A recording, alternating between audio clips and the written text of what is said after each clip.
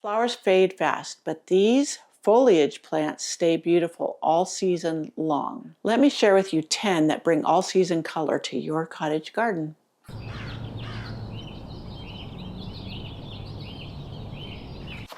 So yes, I have my list, 10 colorful foliage plants for the cottage garden that are pretty as flowers. Try saying that fast 3 times. So yeah, a cottage garden is known for its tapestry of color, its vibrance, and beautiful flowers. Looks like one of your So many times, flowers do steal the show, but foliage plants carry it. They provide contrast, texture, they kind of hold the garden together. Depth, layers. When blooms are fading, the colorful foliage carries on. So I have 10 here, beautiful list. Let's get rolling on our foliage plants you can add to the cottage garden. So heucheras, coral bells. Yeah, there's an array of colors, and there's deep burgundy, caramel, there's a beautiful purple, there's lime green, and silver lined foliage. There's a few I still need to get, but I have the lime, I have an amber colored one, I have a purple. It's not as purple as some of the other purples, but it's still gorgeous. And they're still going strong, and this is like the end of November. So yeah, and they will get tiny flowers. The flowers are cute, but they're not really what carry the show like the foliage does. So then there's, of course, Coleus. So this is an old-fashioned favorite, and that's because it's so easy to grow, at least it is for me, and from seed. That's why I don't bother overwintering mine that I grow from seed. And last year I got seeds at Dollar Tree. They grew beautifully, colorful, and it's what I had on my deck in the shade all summer long. So, and if you want to, you can take them in as a house plant, but I haven't found that to be very successful. I know others have. And that's why I just regrow them from seed every year. So let's see, there is, oh yeah, I'll show you pictures of my Coleus. Hopefully I have plenty. There's lime green, there's deep burgundies that are almost a chocolate. There are some that look like chocolate. Some have huge leaves, some have speckled leaves with lime edging. There's just such a wide variety, and they're just very gorgeous. So you can pinch back the tips to keep the plants bushy and compact. They will produce flowers. The hummingbirds love the flowers. I didn't know that, but I often cut them back or pinch them back to keep them bushy. And then towards the end of the season, I will let them flower. So they're grown as an annual in most zones, but they are hardy in zones 9 through 11. And I'll go back to the heuchera. They grow in zones 4 through 9. I'm an 8B. Sometimes I really consider my little microclimate more of a 7, but the heucheras do overwinter beautifully, even in containers. So hostas, yes, hostas. I have a whole collection of hostas. I'm smiling because I had read an article. You have information that says cut them back in fall, prevent slugs, blah, blah, blah. And then I happened upon a hosta grower who said, no, leave the foliage alone. It protects the crown of the plant. There's so many bonuses. The leaves deteriorating feed the plant. But I let my chickens free range the other day, and you know what they went for? They ate those hostas. I didn't have to trim. They're gone, the leaves, but they'll come back next year from the root. Anyways, a little side story there. So they're a cottage garden classic. There's an endless variety of leaf shapes, size, and color. And they even have, there's giant ones, and then there's smaller ones that you can have if you have a small area. Some will take more sun than others, and that will be usually listed in the plant, on the plant tag, or wherever you order them from if you order them online. So it says choose slug-resistant varieties. I haven't had to do that. I have a nice balance in my garden. I garden organically, and it really helps to keep things in check. Plus I have the chickens that I rehomed them for the winter. They will go around and they'll scratch and they'll eat the eggs and whatever, and that helps keep a lot of insects in check. So if you can, raise chickens and let them roam your garden during the fall. During the summer, I don't let them out because they'll dig up things I don't want them to. But when it comes time where everything's going to sleep, I let them out and they scratch, peck, eat bugs, the eggs, slug eggs, and it's wonderful. It keeps things in check. So hostas, they are hardy in zones 3 through 9. So Japanese painted fern. So now I personally haven't grown this. I think I want to try it. It says it's hardy in zones 4 through 9, so it should work here. I haven't because I pull out ferns like weeds because they grow naturally here. And yeah, so I haven't thought to add more back in because I let the ones that grow here of their own volition go in the areas that I want them, pull them out in areas I don't. But the Japanese ferns, it says it looks like a watercolor painting with silver gray fronds brushed with hints of burgundy and green. It brings soft romantic color to shady borders. So it sounds like something I really would like to try. So Dusty Miller, you can grow this from seed or you can buy the plants. Usually you can get 6-packs pretty inexpensively at garden centers or nurseries. Silvery white leaves of Dusty Miller make nearby flowers pop. They also do great in a moon garden. So their soft velvety foliage adds brightness to the garden edges and containers. Also, that fuzzy foliage makes them not appetizing to many deer. Now, if deer are hungry, they will eat anything, super hungry, but it does deter them somewhat. So tips, snip off yellow blooms to keep the focus on the stunning foliage. Yeah, I don't really like the flowers. My father-in-law lets his flower. He doesn't know any different. But I just don't like them. It really detracts from the foliage. Some people may, so if you like them, leave them. So they are hardy in zone 8 through 10, often grown as an annual. Yeah, I grow, I don't know, mine didn't stick around. I'm in zone 8, but who knows? It could have been the area, could have been gophers that ate them. So number 6, Brunnera. The most popular one I have seen is Jack Frost. And I have that one. I love it. The chickens, when they ate, is right there with the hostas. The chickens, when they ate my hostas, they didn't touch it. So they must not have found it appetizing, but it is beautiful. I've loved it and did beautiful all summer long. So it is hardy in zones 3 through 8. It's a shade lover with heart-shaped leaves, traced in silvery white. There are other varieties. I've seen some other ones I'd like to try. And it brings, it's in the shade garden, shady part, and that light silver foliage really brings a lightness to it that I liked.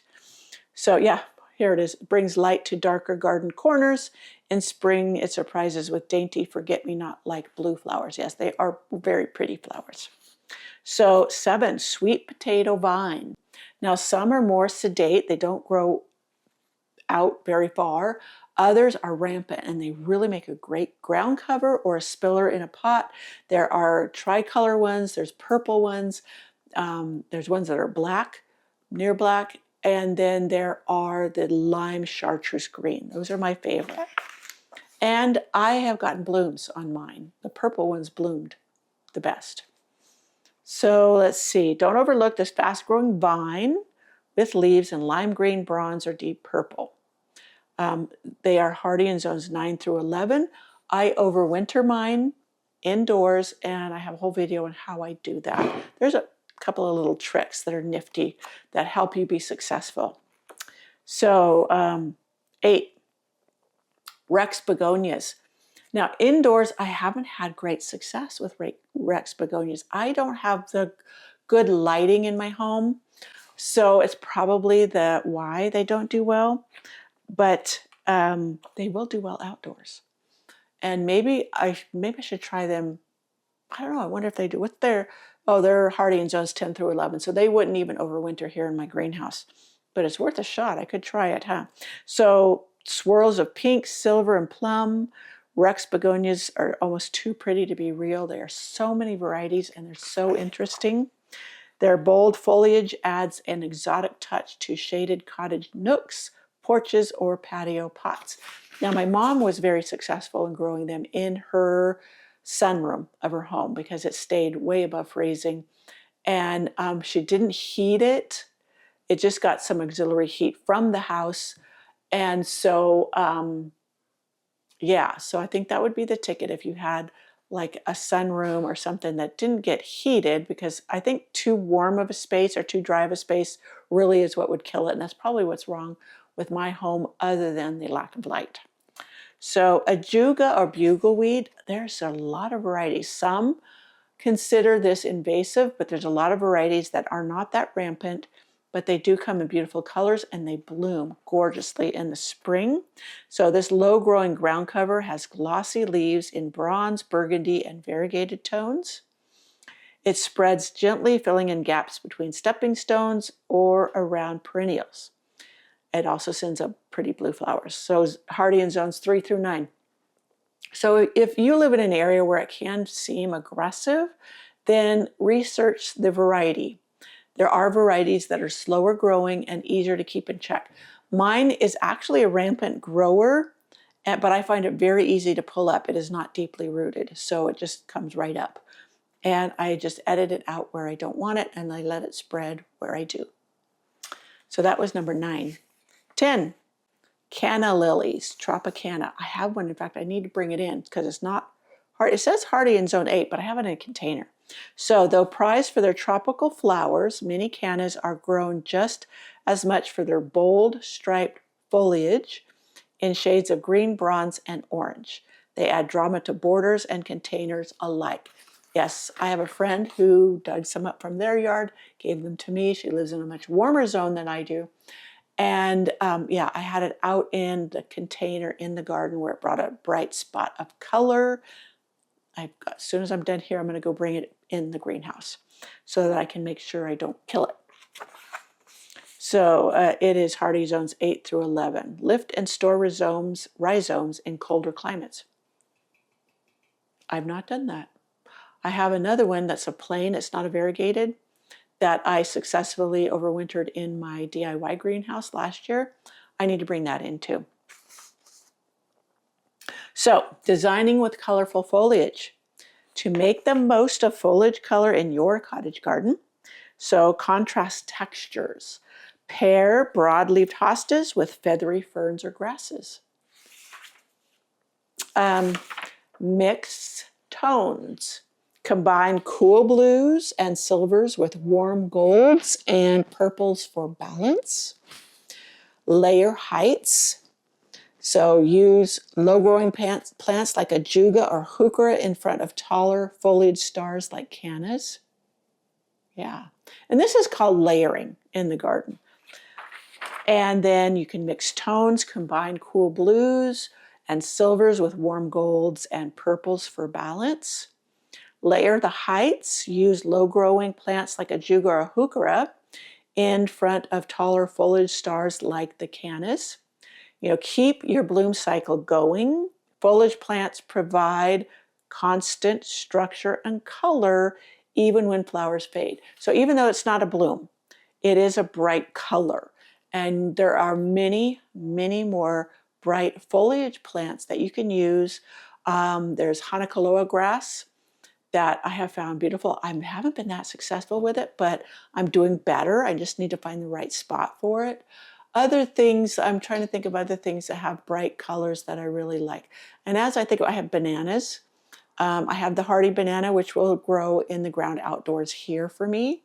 I haven't put mine in the ground because I have gophers really bad. I was afraid they would eat the base of it. I could put it in a gopher cage. Maybe I will.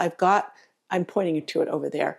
I have where it's put out pups, meaning it's put out more plants, because a banana tree is not really a tree. It's actually perennial and in lower zones, but it's just a plant.